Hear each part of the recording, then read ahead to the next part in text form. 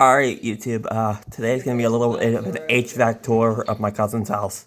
Right here, we have an April Air 8444 thermostat that controls both the heating and cooling. And now, I'm gonna show you the furnace, and then I'm gonna show you the condensing unit.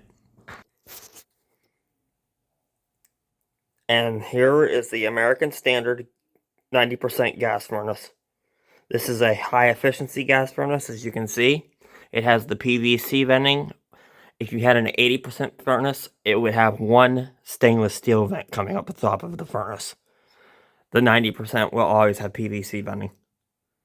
Now this does have the American Standard air conditioning coil on top of the furnace, as you can see. And then there's the gas refrigerant lines coming in right there at the top of the furnace. That's the gas line, sorry. And then the refrigerant piping is, I'll show you that where that's at next.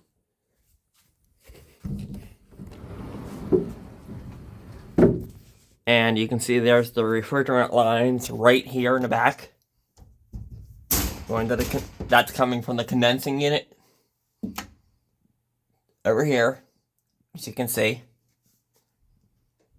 Now I'm going to go outside and I'm going to show you the condensing unit.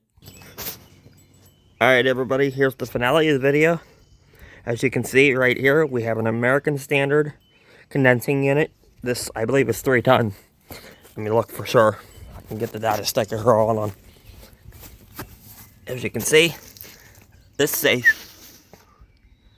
3 ton from 2012.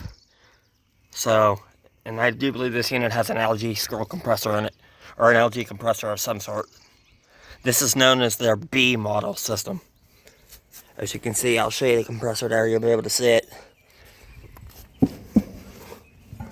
As you can see, you can tell it's an LG compressor by the blue wiring harness on the top of the compressor.